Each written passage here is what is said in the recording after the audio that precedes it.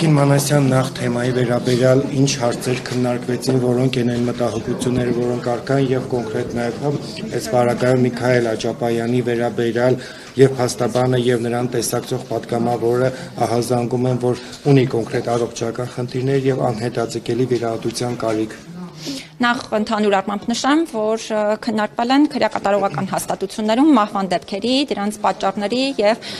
մտահոգիչ վիճակագրության հետ կապված հարցերը։ Կարծում եմ, որ այս հարցադրումը ամենակարևորներից է, երևի թե նկատել եք, որ ինքս էլ շատ ակտիվ եմ այս հարցերի հետ կապված, նաեւ հրապարակային բարձրաձայնելու տեսանկյունից, բայց բացի հրապարակային բարձրաձայնելուց նաեւ ընթացիկ աշխատանքների շրջանակներում այս առումով անընդհատ ենք պետական իրավասու մարմինների տարբեր գործընկերների հետ, ազգային ժողովի պատգամավորների հետ այս հարցերը ոչ միայն քննարկման առարկա դարձնում, այլ փորձում հարցերին լուծումներ գտնել։ Եթե ինչ-որ նեղ ավելի հարցեր ձեզ կհետաքրքրեն, ուրախ կլինեմ դրանց պատասխանել։ Հիմա ինքս չխորանամ այդ բոլոր հարցերի ներկայացմանը, որովհետև անվերջ կարելի է խոսել։ Ես կարծում եմ համակարգային լուծումներ են այս առումով անհրաժեշտ Հայաստանի Հանրապետությունում, ինչ վերաբերում է ձեր հիշատակած կոնկրետ դեպքին, խոսքը անհատական դեպքի էր վերաբերում եւ նաեւ բոլոր գործընկերներն էլ հատուկ շեշտադրեցին, որ բժշկական գաղտնիքի հետ կապված հարցադրումներ կան եւ բնականաբար հիմա որևէ մեկս չի կարող հա բարձրաձայն այս պահի դրությամբ դրա վերաբերյալ խոսել, բայց մենք էլ եթե դեմ չեք, քանի որ նաեւ խնդիրը այստեղ բարձրաձայնվեց, մենք մեր հաստատության տեսանկյունից մի քանի ոչ միայն ճշտումներ, նաեւ գործիքակազմեր կիրառենք եւ դրանից հետո նաեւ հնարավորություն կունենանք այդ թվում զանգվածային լրատվության միջոցների հետ հաղորդակցություն վարել հարցով։ Եվ հասկանալ թե իրավիճակը ինչպիսին է, ի վերջի անգամ կամ սրբազաններին երբեք այցելել եւ չեք պատրաստվում անել, քանի որ ասում են Միքայել Աջապայանի վիճակը ծայրահեղ ծանր է եւ հետաձգման ենթակա չի։ Նոր նախարարն էլ ասում է նման բան չկա։ Հրապարակման ենթակա ցանկացած տեղեկատվության պարագայում բնականաբար հրապարակային կներկայացնենք, այսինքն մեթոդաբանությունը թե ինչպես ենք հասցեավորելու այս հարցերը միանշանակ նաեւ ձեզ տեղեկացված կլինի, հաղորդակցած կլինի։ Ինչ վերաբերում է այցելություններին, այո, ես ինքս էլ եմ այցելել, աշխատակազմն է մի քանի անգամ այցելություններ իրականացրել, միայն այցերով չի իհարկե, որ այս հարցերը հասցեավորվում են, այո, իհարկե, այո, դեռևս ոչ եւ դարձյալ կրկնում եմ ազատությունից զրկման վայրեր այցերն անընդհատ են, իրականում պետք է անկեղծ լինեմ, նաեւ ազատությունից զրկված անձանց քանակն է բավականին մեծ, ես անընդհատ փորձում եմ նաեւ ինքս այցերին ներգրավվել, իհարկե մի հոգու համար բավականին բարդ է այդքան մեծ բանտային բնակչությանը անընդհատ այցերի միջոցով նաեւ հա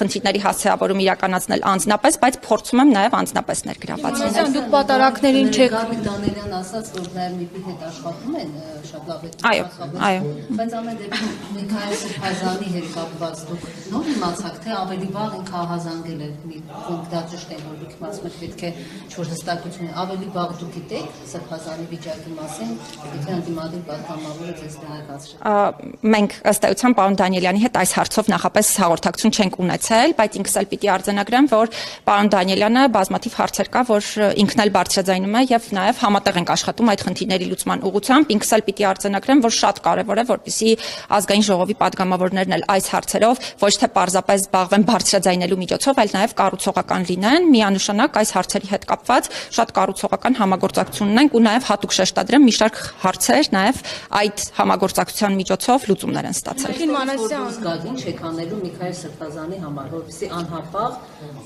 arczepiskopos-ը բժշկական օգնություն։ Ես արդեն մեկ անգամ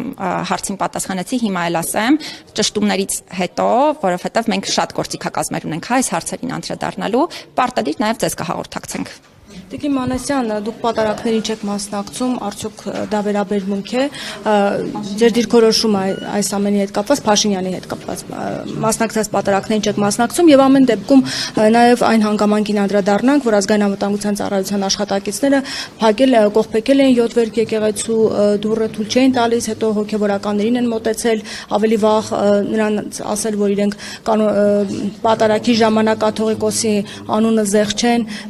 երեք տեսանք, որ քաղաքացիներին ուժ կիրառելով դուրս էին հանում եկեղեցուց միայն նրա համար, որ կաթողիկոսի անունն են հնչեցրել պատարակի ժամանակ։ Դուք այստեղ խնդիր չեք տեսնում, մարդու իրավունքների խախտում չեք տեսնում։ Նախ նշեմ, որ ես ինքս առաքելական եկեղեցու հետևորդ եմ եւ պատարակների մասնակցում եմ պարբերաբար եւ ոչ միայն այժմ, այլ դա եղել է այդպես, թե իմ մանկության տարիներին, թե հետագայում, այդ թվում այժմ։ Ինչ վերաբերում է Փաշինյանի հետ որ չեք մասնակցում։ Ես կարծում եմ, որ մարդու իրավունքների պաշտպանի առաքելությունը շատ ակնհայտ պետք է լինի յուրաքանչյուր անձի համար նախ։ Նաև նկատել եք, որ ես ինքս երբեք իմ կրոնական համոզմունքները շատ այսպես ակնհայտ ցույց չեմ տալիս ինչու, որովհետև ցանկացած կրոնական կազմակերպության ներկայացուցիչ, ոչ միայն այն կրոնական կազմակերպության հետևորդները եւ ներկայացուցիչները, որ կազմակերպության հետևորդ եմ ես, մասնավորապես առաքելական եկեղեցու, այլ ցանկացած կրոնական կազմակերպության ներկայացուցիչ պետք է իմանա, որ կարող է պաշտպանություն ստանալ մեր հաստատության կողմից եւ երբեք չի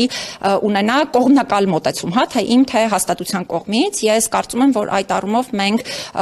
կարողանում ենք աշխատել բոլոր կրոնական կազմակերպությունների հետ, նաեւ էթնիկ փոքրամասնությունների հետ, որոնք եւս ունեն այլ կրոնական համոզմունքներ, նաեւ աթեիստների հետ, այդ թվում իրենց իրավունքները պաշտպանելիս, հետեւաբար ի ցույց երբևէ չեմ դնում կրոնական կազմակերպությունների առումով ունեմ իմ վստահությունը եւ այդ առումով նաեւ հրապարակային եմ խոսել, կրոնական կազմակերպությունները պետք է ինքնավար լինեն եւ ինքնավարությունը պետք է երաշխավորված լինի։ Կրոնական կազմակերպությունները նաեւ չեն կարող քաղաքական գործընթացներին ուղղակիորեն մասնակցել։ Ինչ վերաբերում է Գյումրիում տեղի ունեցած դեպքերին, հիմա պարզապես հատուկ շեշտադրեմ, որ մենք պաշտոնական պարզաբանում ենք պահանջելու, որից հետո միայն ես ինքս կկարողանամ ձեր հարցերին պատասխանել։ Հա, իհարկե, լսում եմ Նարեկ ջան։ Գոռում է քաղաքացիներից, ասում է կաթողիկոսը Գարեգին երկրորդն է, նրան արագ եկեղեցու տարածքից հանում են։ Մյուսը գոռում է կտրիչը կաթողիկոս չէ, նրան մատով չեն գտնում։ Սա արդյոք արդեն իսկ խտրական չէ եւ սրան մի արձագանքը ուր է։ Ես կարծում եմ, որ հասարակական կարգը իհարկե մշտապես պետք է պահպանված լինի, բայց նաև մենք չենք կարող ունենալ երկակի չափանիշներ տարբեր անձանց, կազմակերպությունների, դերակատարների նկատմամբ։ Ես հիմա դեպքերը չեմ ուզում միայն այդ դեպքերի վրա կենտրոնանալ, որովհետև եթե մի իրավիճակում, հա, գնահատման արդյունքում նորից եմ կրկնում, իրավիճակների գնահատումը իրականում մի քանի հարց է ենթադրում, բայց եթե նույնանման իրավիճակում մեկի նկատմամբ այլ գործիք է կիրառվում, մյուսի նկատմամբ մեկ այլ գործիք, բնականաբար կարող է խոսք գնալ երկակի ստանդարտների մասին եւ մենք պետք է դրանից միանշանակ խուսափենք։ Եվ հիմա ՊԿՑ-ի հետ կխոսեք, ոստիկանության։ Ես չեմ խոսելու, ես պաշտոնական գրագրություն եմ վարելու, որպեսզի ունենամ պաշտոնական պարզաբանումներ հարցերի հետ կապված եւ բնականաբար դրանից հետո հնարավորություն կունենանք շատ ավելի մանրամասն հարցի առնչությամբ խոսելու։ Որստեյցիան Փաշինյանը խոստովանում է, որ աշխատում են քահանաների հետ ուժային։ Սա ինչպես է գնահատվում, արդյոք մարդու տեսողորական եւ ԱԱՑ-ն զբաղվում է հրապարակի անմասնակցությամբ, սա մարդու իրավունքների Եվ թեկուզ անգամ խնդրանքի անվան տակ արդեն այդ ԱԱՑ-ը եւ վաղ բան իրաշետ կատիկին մանեցու։ Սկսեմ նրանից, որ միանշանակ Հայաստանի Հանրապետությունում թե անվտանգության ծառայությունների, թե իրավապահ մարմինների աշխատանքի հետ կապված այդ թվում անհրաժեշտ է աշխատանքի մեթոդաբանություն